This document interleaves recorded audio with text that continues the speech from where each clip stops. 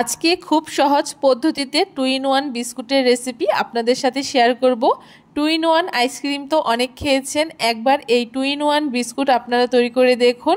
ছোট থেকে বড় সবাই কিন্তু ভীষণই পছন্দ করবে। বিস্কুটগুলো দেখতে যেমন অসাধারণ হয়েছে, বানানোও কিন্তু ভীষণই সহজ। নমস্কার বন্ধুরা, মন কিচেনে আপনাদের সবাইকে স্বাগত। আশা করি আপনারা সবাই খুব ভালো আছেন। আজকে খুব সহজে দারুণ স্বাদের চায়ের সাথে খাওয়ার জন্য দুর্দান্ত একটা বিস্কুটের রেসিপি আপনাদের সাথে শেয়ার করছি। তার জন্য একটা বাটির মধ্যে চায়ের কাপ মেপে 1 কাপ সাদা তেল দিয়ে দিয়েছি। আমি এখানে সমস্ত উপকরণ কিন্তু চায়ের কাপ মেপে ব্যবহার করব। আপনারাও কিন্তু যে কোনো একটা চায়ের কাপ কিংবা বাটি মেপে সমস্ত উপকরণ ব্যবহার করবেন, তাহলেই কিন্তু এই বিস্কুটটা একদম পারফেক্ট হবে। প্রথমে বাটির মধ্যে 1 কাপ তেল দিয়ে দিয়েছি, আর ওই চায়ের কাপ মেপেই আমি 1 কাপ চিনি গুঁড়ো করে নিয়েছি। আর চিনিটা গুঁড়ো করার পরে কিন্তু একটু বেশি হয়েছে, সেই পুরো চিনিটাই আমি এখানে দিয়ে দিয়েছি। এখন খুব ভালো করে একটা হ্যান্ড উইস্কের সাহায্যে মিশিয়ে নিয়েছি। আর তারপর ঠিক এরকম একটা ক্রিমি ব্যাটার তৈরি হবে। ব্যাটারটাকে খুব বেশিক্ষণ মেশানোর প্রয়োজন নেই, 2 থেকে 3 মিনিট একটুখানি মিশিয়ে নিলেই হবে। তারপর এখানে ওই একই চায়ের কাপ মেপে আমি 2 কাপ ময়দা দিয়ে দিয়েছি। আমি এখানে ময়দা ব্যবহার করেছি, আপনারা কিন্তু আটা দিয়েও খুব সহজে এই বিস্কুটটা তৈরি করে নিতে পারবেন। তার সাথে 10 টাকা দামের 1 প্যাকেট গুঁড়ো দুধ দিয়ে দিয়েছি। গুঁড়ো দুধটা অবশ্যই ব্যবহার করবেন, এতে বিস্কুটের টেস্টটা খুব ভালো হয়। তারপরে এখানে হাফ চামচ বেকিং পাউডার দিয়ে দিয়েছি, আর 1/4 চামচ আমি বেকিং সোডা দিয়ে দিয়েছি। অবশ্যই বেকিং পাউডারের চেয়ে বেকিং সোডাটা কম ব্যবহার করতে হবে। তার সাথে স্বাদ মতো কিছুটা নুন দিয়ে দিয়েছি। এখন সমস্ত কিছু হাত দিয়ে খুব ভালো করে মাখিয়ে নেব। এইভাবে করে মাখাতে মাখাতেই দেখবেন খুব সুন্দর একটা ডো তৈরি হবে। এখানে কিন্তু কোনো রকম জল ব্যবহার করা যাবে না, তাহলে কিন্তু বিস্কুটগুলো ভালো হবে না। এই তেলটা দিয়েই কিন্তু এই ডোটাকে মাখিয়ে নিতে হবে।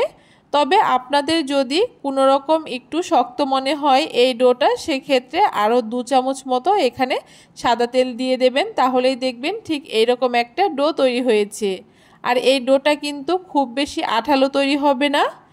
ডোটাকে খুব ভালো করে তৈরি করে নেওয়ার পরে এখান থেকে অর্ধেকটা ডো আমি তুলে নিয়ে বাকি অর্ধেকটা ডোয়ের মধ্যে আমি 2 চামচ কোকো পাউডার দিয়ে দিয়েছি। যেহেতু এখানে আমি 2 চামচ কোকো পাউডার ব্যবহার করেছি, তাই আরও 1 চামচ মতো সাদা তেল এখানে দিয়ে এখন খুব ভালো করে একসাথে মাখিয়ে নিচ্ছি। আর কিছুক্ষণ মাখিয়ে নেওয়ার পরে দেখবেন এইরকম খুব সুন্দর একটা ডো তৈরি হয়ে গেছে। দেখুন এখানে আমার চকলেটের ডোটা তৈরি হয়ে গেছে। এখন এখান থেকে অল্প অল্প করে ডো নিয়ে হাতের সাহায্যে একটু চেপে চেপে ঠিক এইরকম লম্বা করে তৈরি করে নিচ্ছি। একই রকমভাবে আরও একটা আমি আপনাদেরকে তৈরি করে দেখাচ্ছি। প্রথমে কিন্তু হাত দিয়ে একটু চেপে নিতে হবে, তাহলে কিন্তু খুব সুন্দর এরকম লম্বা তৈরি হবে। চকলেটের ডোটা থেকে আমার সবগুলো লম্বা লম্বা করে তৈরি করে নেওয়া হয়ে গেছে। এখন সাদা ডোটা থেকেও আমি একই রকমভাবে আর একই পরিমাপে ঠিক একই সমান করে লম্বা করে তৈরি করে নিচ্ছি। এইভাবে করে আমি এই সাদাগুলোকেও একই রকমভাবে তৈরি করে নিচ্ছি। দেখুন এখানে আমার সবগুলো একই রকমভাবে একই রকম সাইজের তৈরি করে নেওয়া হয়ে গেছে। এখন বিস্কুটগুলো তৈরি করার জন্য এখানে আমি প্রথমে একটা চকলেটের ডো নিয়ে নিয়েছি, আর তার পাশেই একটা সাদা ডো নিয়ে নিয়েছি। এখানে আমি পাতা শেপ দিয়ে বিস্কুটগুলোকে তৈরি করছি। আপনারা আপনাদের পছন্দ মতো যে কোনো শেপ দিয়েই কিন্তু এই বিস্কুটগুলোকে তৈরি করে নিতে পারেন। এভাবে করে 2 দিক থেকে মুখগুলোকে আটকে দিতে হবে, আর তারপরে হালকা হাতে একটুখানি চেপে দিলেই কিন্তু দেখবেন খুব সুন্দর একটা পাতা তৈরি হয়ে গেছে। আর দেখতে কতটা সুন্দর লাগছে দেখে নিশ্চয়ই বুঝতে পারছেন। দেখুন এটা খুব ভালো করে আমি একটার সাথে আরেকটা জোড়া দিয়ে দিয়েছি। এখন একটা প্লেটের মধ্যে চিনি নিয়ে নিয়েছি, আর চিনিটাকে একটা পাশে এভাবে করে আমি লাগিয়ে নিচ্ছি। এতে বিস্কুটগুলো দেখতে এবং খেতে কিন্তু বেশ ভালো লাগে। তবে আপনারা এখানে একটু ছোট দানার চিনিগুলো যে হয় সেইগুলো ব্যবহার করবেন, তাহলে কিন্তু আরও বেশি ভালো হবে। এখন পাতার ডিজাইন দেওয়ার জন্য একটা ছুরির সাহায্যে ঠিক এইরকম করে আমি একটুখানি চেপে চেপে দিচ্ছি। আর এইভাবে করে কাটলেই দেখবেন খুব সুন্দর একটা পাতা তৈরি হয়েছে। দেখতে কিন্তু ভীষণই সুন্দর হয়। এই পাতা বিস্কুটগুলো খেতেও হয় খুব সুন্দর। দেখুন এখানে আমার একটা পাতা তৈরি করে নেওয়া হয়ে গেছে। একই রকমভাবে আমি আরও একটা পাতা আপনাদেরকে তৈরি করে দেখিয়ে দিচ্ছি। এটা কিন্তু দেখে মনে হচ্ছে খুবই কঠিন, কিন্তু আপনারা একবার বানিয়ে দেখবেন, এটা কিন্তু ভীষণই সহজ। আপনারা কিন্তু একবার ভালো করে দেখলেই এই পাতাটা খুব সহজেই তৈরি করে নিতে পারবেন। দেখুন একই রকমভাবে আবারও খুব সহজে আরও একটা পাতা আমার তৈরি করে নেওয়া হয়ে গেছে। আর সবগুলো পাতা আমি ঠিক একই রকমভাবেই তৈরি করে নেব।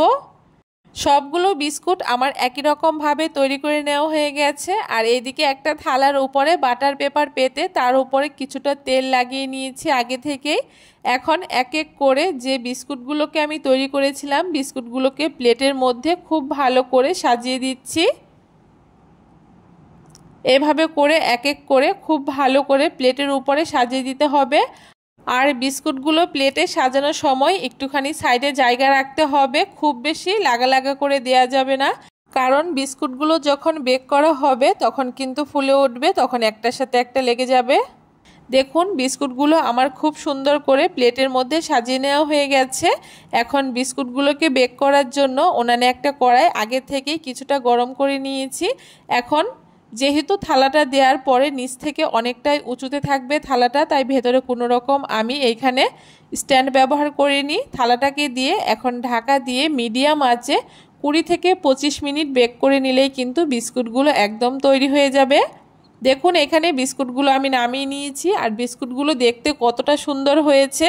দুটো বিস্কুট কিন্তু আমি চিনি ছাড়াও এখানে দিয়েছি, আর সেগুলোও কিন্তু দেখতে খুব সুন্দর হয়েছে। এখন বিস্কুটগুলোকে আমি ভেঙে দেখিয়ে দিচ্ছি কতটা খাস্তা হয়েছে। এই পদ্ধতিতে একবার বিস্কুট তৈরি করে দেখবেন, বাড়ির সকলে খুবই পছন্দ করবে। আর চা তৈরি হওয়ার আগেই কিন্তু এই বিস্কুটটা খুব সহজে আপনারা তৈরি করে নিতে পারবেন। কেমন লাগলো আজকের খুব সহজ এই পাতা বিস্কুটের রেসিপি অবশ্যই কমেন্ট করে জানাতে ভুলবেন না। ভিডিওটা ভালো লাগলে অবশ্যই সবার সাথে শেয়ার করে দেবেন।